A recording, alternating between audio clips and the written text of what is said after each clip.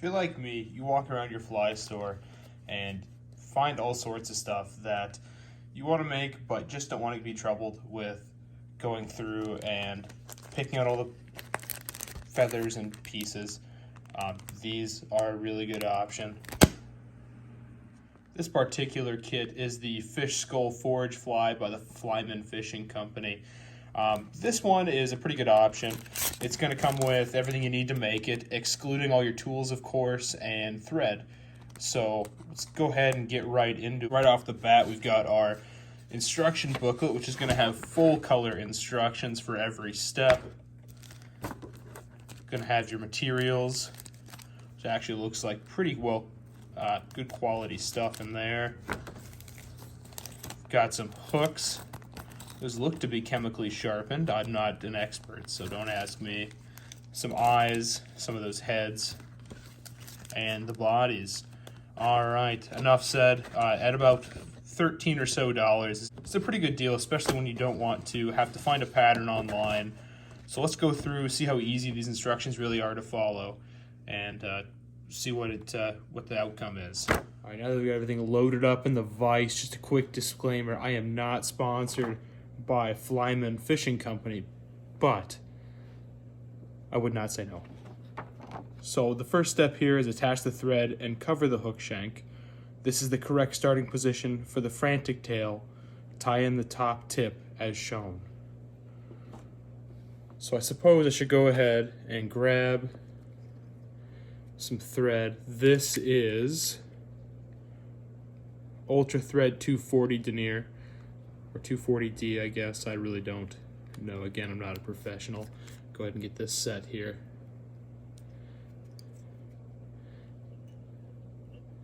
Start some thread here.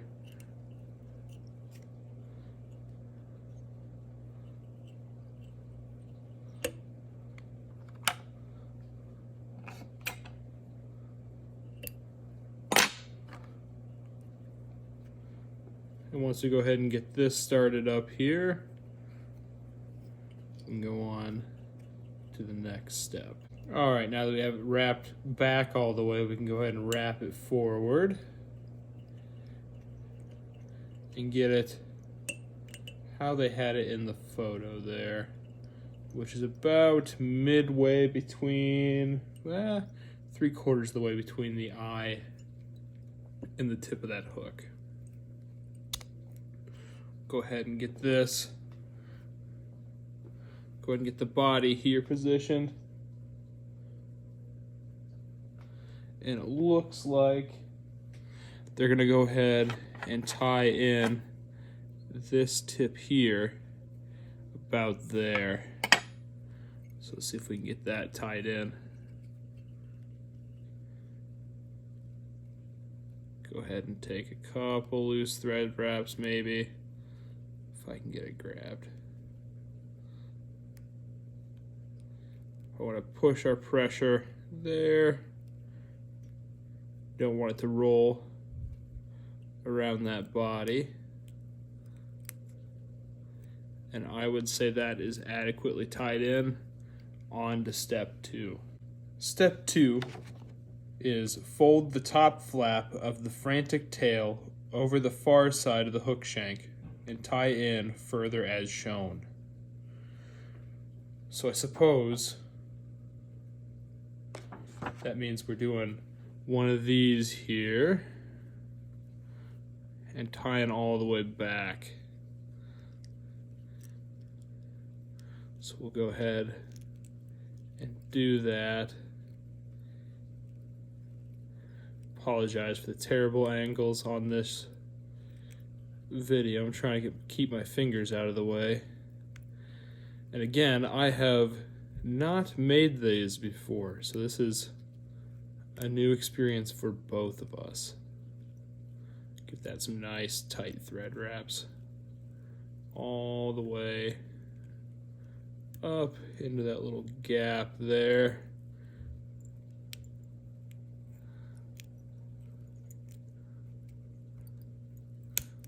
Oh no. This is the problem with 3D printed parts right here. Had that break again. Let me see if I can get this fixed. Alright, now that we have that bobbin fixed good enough and have that wrapped up about as good as we're going to get it, we can go on to step 3.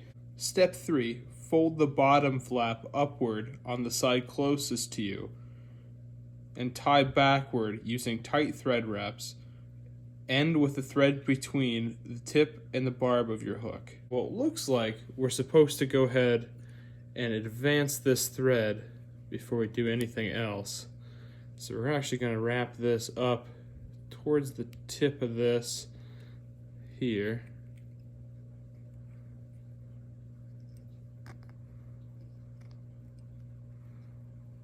I'm going to go ahead and fold this back side up. This might be kind of hard to see, but there is another tail on that back side. We're going to go ahead and wrap that in nice and secure. Trying to get even thread wraps. Keep everything lined up properly.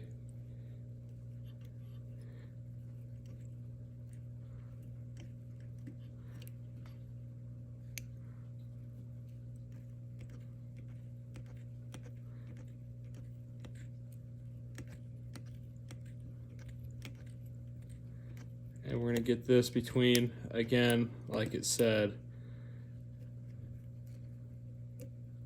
the barb and the point of that hook, which is about there.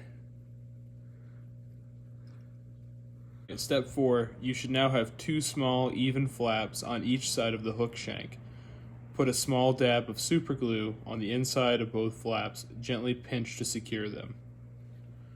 It's hard to tell in this angle, but there's a flap just like this one on the other side. So what we're going to do is take some glue here,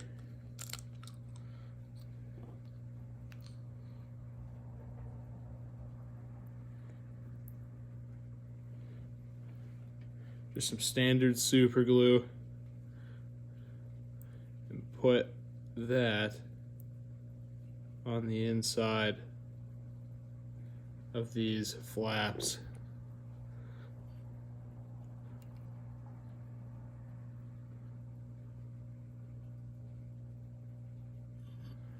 And while making sure this is all as even as I can possibly get it, go ahead and secure those down. Once we have this secured in place, it is now time for step 5. Step 5, tie in a cross-cut rabbit strip with the fibers facing backwards. Put super glue on the hook shank before wrapping forward. So, we're going to take this strip here,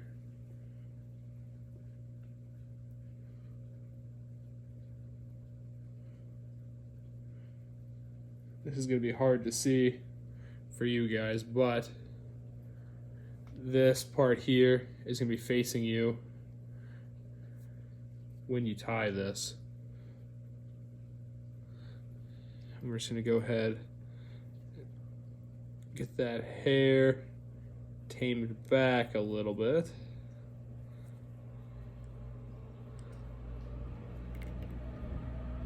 I'm just going to tie it in on the side of this hook here.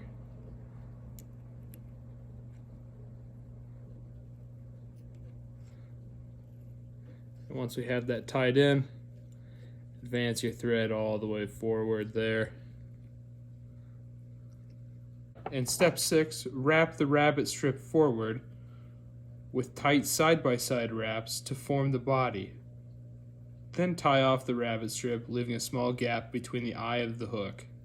Just because I didn't do this in the previous step, I'm going to go ahead and apply some of that super glue to that hook shank here.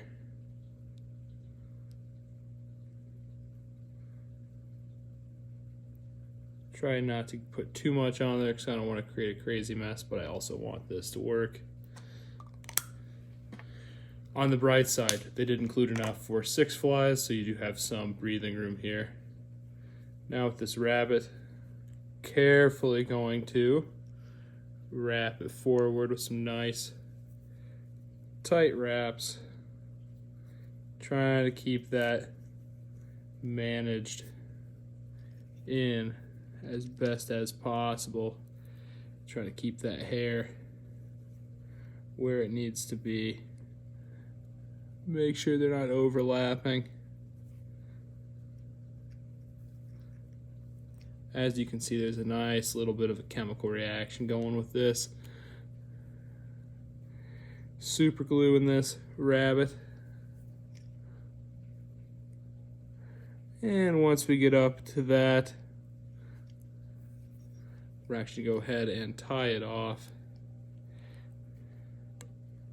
with 4 or 5 real nice tight wraps here. Get that up. We're going to trim that as absolutely close as possible to salvage as much material as we can. We can go ahead and trim off that excess material that might be ahead of the thread there. Just clean it up a little bit. For step 7, we're going to go ahead and tie a small thread head, making sure you leave a small gap behind the eye of the hook for the bait fish head. And then we can go ahead and cut our thread. So it looks like there is already a small gap. So we're going to go ahead and get this advanced here. Give it a few more wraps there. Let out some slack. Take our finishing tool.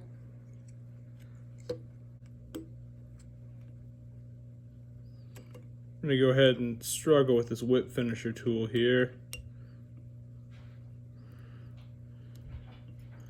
And get a couple of those finishes in.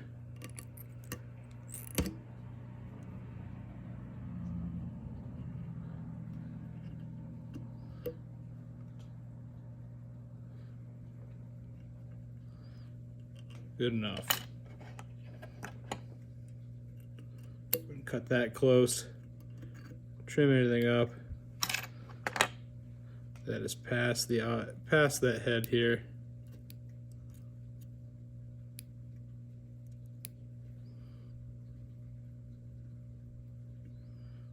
And try and push that back just slightly. Step 8, super glue the thread wraps. Put a small amount of super glue on the thread head, top, bottom, and sides. Instead of super glue for this one, we're actually just going to use a little bit of this head cement here.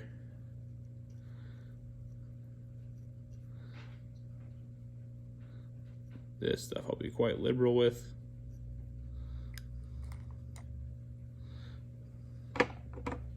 Fit the bait fish head over the eye of the hook and seat it in position. Note you must position the bait head with the keel, thicker section at the bottom of the swim hook so it hooked down. This does have corresponding heads, so we're going to go ahead and grab the one that matches.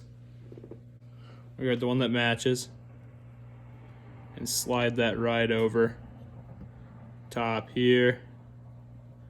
This might be a bit tricky.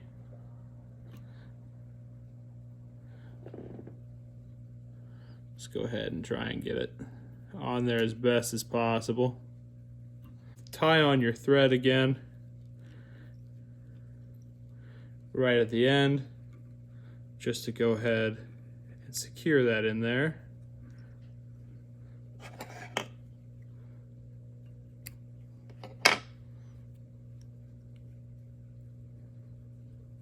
And just give that a handful of wraps.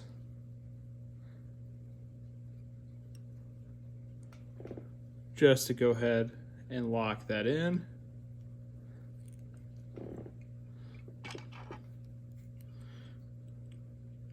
And then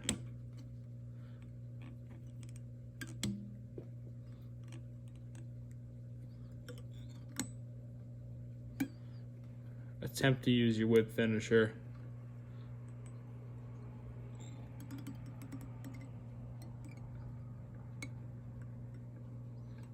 Give it a handful of those.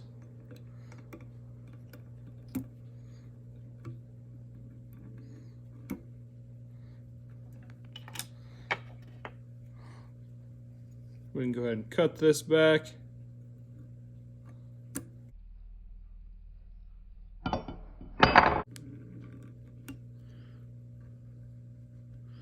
Go ahead and pull that nice and tight.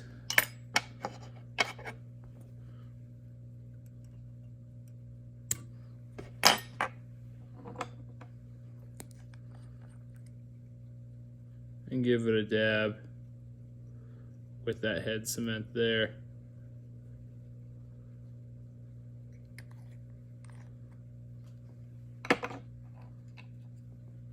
And whenever I do stuff close to the eye, I always like to put just a needle through, just to clean some of that head cement out of the eye. And step 11, tie off your thread and apply some head cement to the wraps.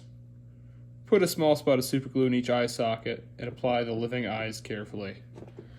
This did come with these neat little eyes here.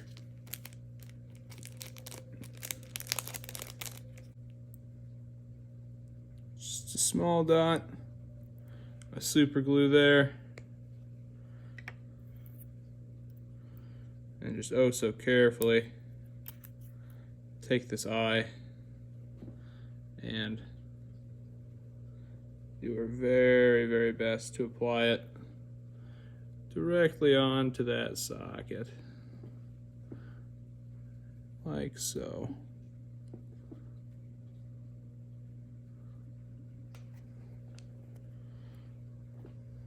This is the finished fish skull forage fly. Now I'm sure you could do better. I'm sure I could do better. Leave down in the comments what you catch with this. If you buy the kit, how you liked it, how I screwed up.